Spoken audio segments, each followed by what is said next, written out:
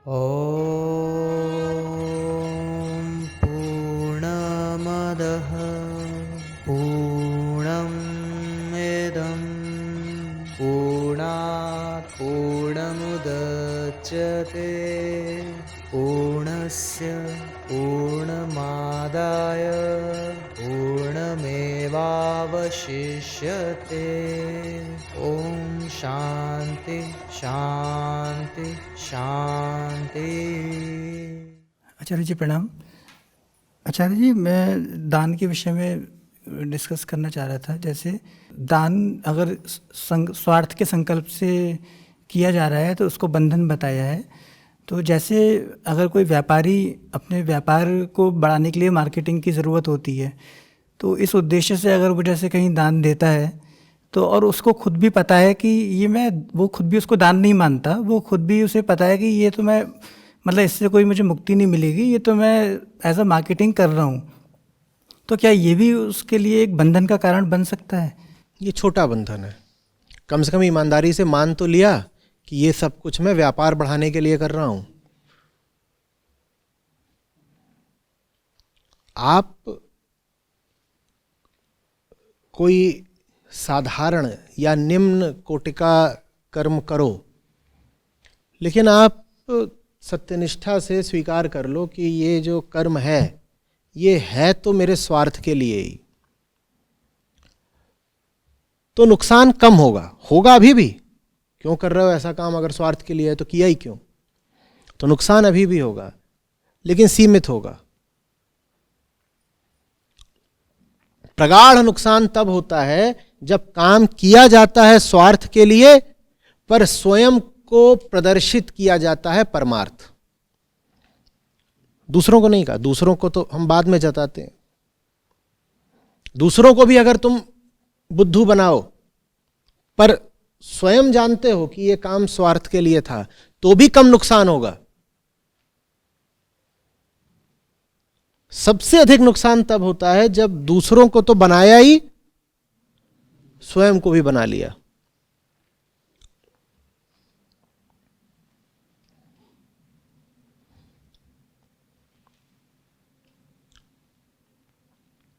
उसके लिए उपयुक्त शब्द अंग्रेजी में है, उसे इविल कहते हैं। फिर जहां पे आप स्वयं को ही झांसा दिए रहते हो।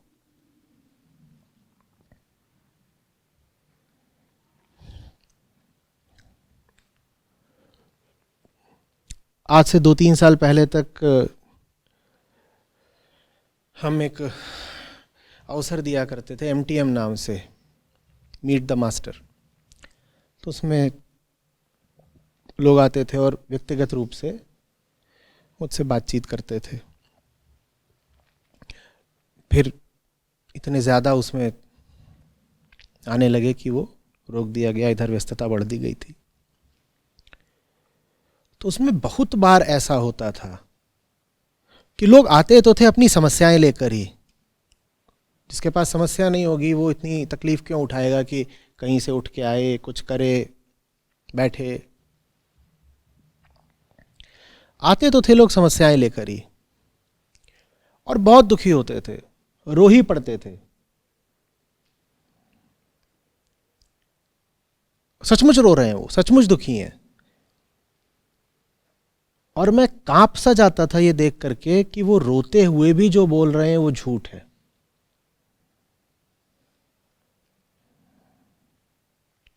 बिल्कुल टूट गए हैं, हालत खराब है, रो रहे हैं, लेकिन रोते हुए भी झूठ बोल रहे हैं।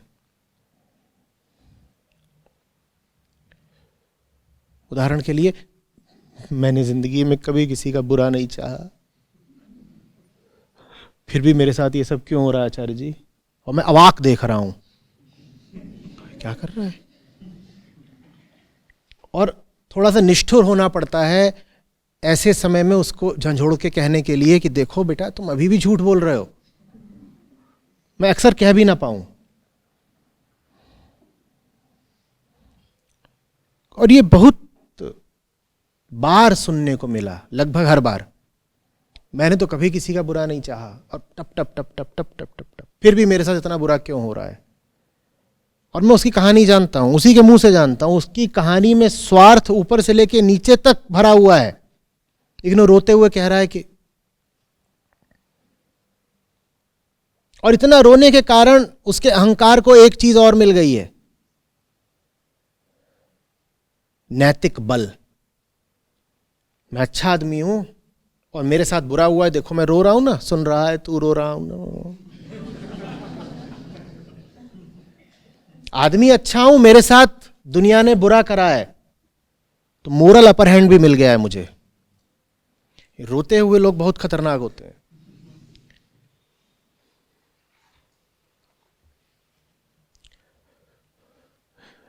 आचार्य जी, मैंने उससे इतना प्यार किया, इतना प्यार किया, इतना प्यार किया, फिर भी उसने मुझे धोखा क्यों दिया? देवी जी, मैं आपका झूठ तो बंद नहीं कर सकता, मैं एमटीएम ही बंद कर देता हूं। मैंने बंद ही कर दिया। मैं कहा मेरी तबीयत खराब होने लग जाती है, क्योंकि मेरी आदत नहीं है मेरे सामने कोई बैठ के धड़ल्ले से झूठ बोले और मैं झेलता जाऊं। लेकिन अब वो रो रही हैं, रो रही हैं, रो ही जा रही हैं, और रो रो के झूठ बोल रही है। वो मुझे धोखा नहीं दे रही थी, उन्हें सचमुच लगता था कि उन्होंने निस्वार्थ प्रेम किया है, ये इविल है। वो मुझे धोखा बिल्कुल भी नहीं दे रही थी, उन्हें वाकई ये लगता था कि उन्होंने जीवन भर अपने परिवार से, दुनिया से, बच्चों से, पति से निस्वार्थ प्रेम ही किया है। अब या तो मैं बड़ी मेहनत करके उनको ये समझाऊं कि देखो तुमने किसी से कभी भी निस्वार्थ छोड़ दो प्रेम भी नहीं किया है, ये समझाना बहुत श्रम लेता है, इतना श्रम मैं हर बार नहीं कर पाता, और ये समझाने में खतरे भी उठाने पड़ते हैं। तो मुझे फिर ये चुनाव करना था कि मैं एक व्यक्ति के साथ खतरा उठाऊं या पूरा मिशन चलाऊं। क्योंकि जब आप अहंकार को बताते हैं कि वो स्वयं को ही धोखा देता रहा है, जब आप इविल के चेहरे से नकाब उतारते हैं, तो वो खून का प्यासा हो जाता है। और सबसे पहले वो कहां पंजे मारना चाहता है? जिसने नकाब उतारा हो। तो जब 2-4 दर्जन बार मैंने पंजे खा लिए, मैं कहा मुझे करना ही नहीं। एक के लिए मैं पूरा मिशन दांव पे नहीं लगा सकता। वापस लौट के जाएं, कहीं वापस जाके 4 दिन बाद खबर आई कि उनकी तबीयत बहुत खराब हो गई है, वो आईसीयू में है, और उन्होंने चूंकि अपने पति से हमेशा बहुत प्यार किया है, इसीलिए पति अब बंदूक लेकर के आपको ढूंढ रहे हैं कि किसने मेरी प्राण प्यारी को आईसीयू में भेज दिया। मैंने कहा तुम जानो, तुम्हारे पतिदेव जाने, मैं पढ़ ही नहीं रहा इसमें। जियो अपने झूठ के साथ।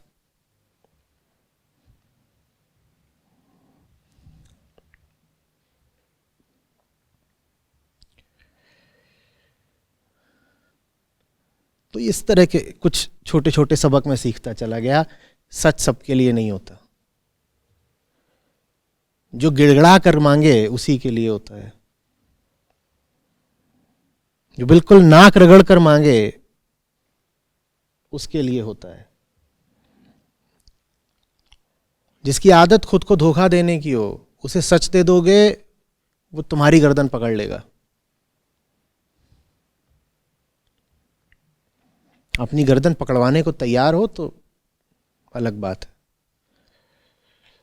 मैं तैयार हूं, पर हमेशा नहीं।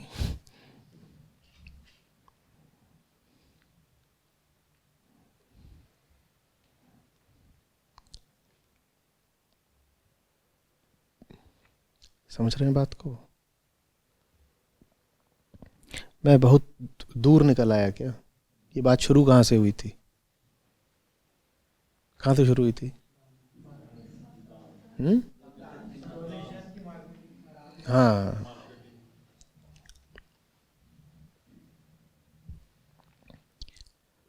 तो जो लोग खुलेआम बुरे हैं वो कम बुरे हैं। जहां बुराई बिल्कुल अच्छाई का नाम ही ले चुकी है, वहां बचना।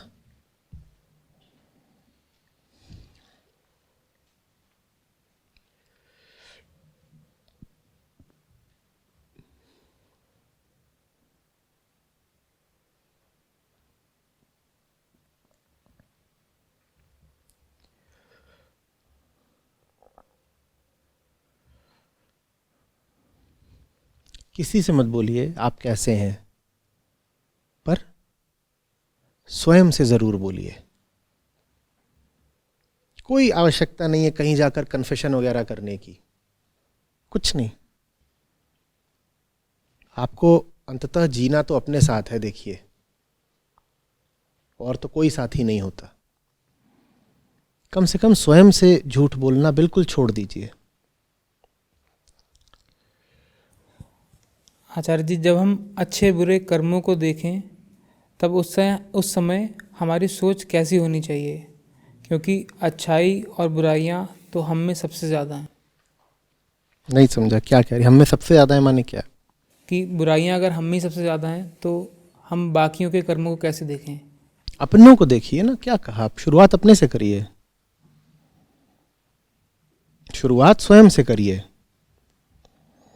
किसी और के बारे में धोखा खा सकते हैं, अपने बारे में कम संभावना होती है, तो पता रहता है क्या चल रहा है।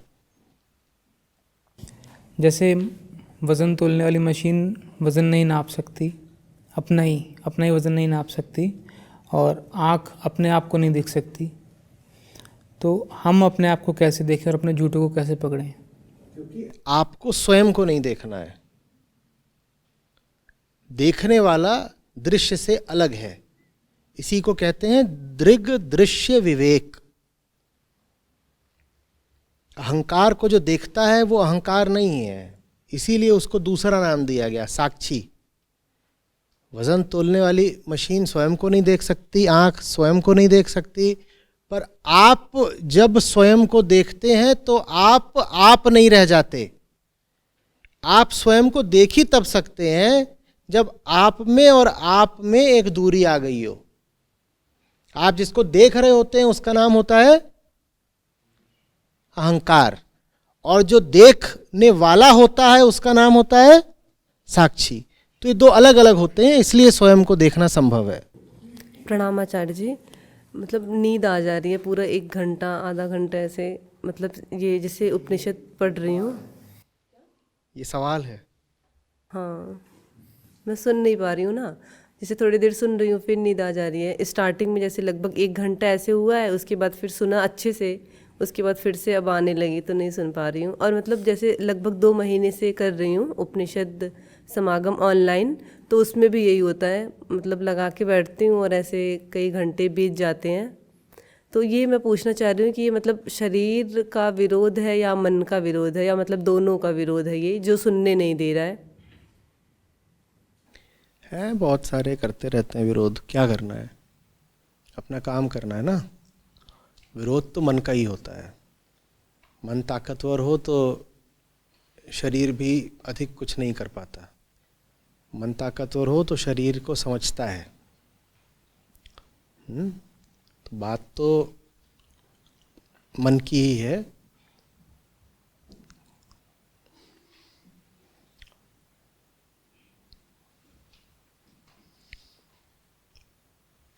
हमें कहना ये है कि हम सुनते हैं, क्योंकि ये समझ गए हैं कि सुनना अच्छा है।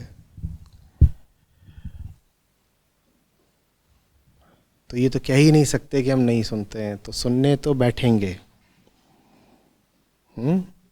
लेकिन वृत्तियां हैं भीतर जो सुनने देंगी नहीं।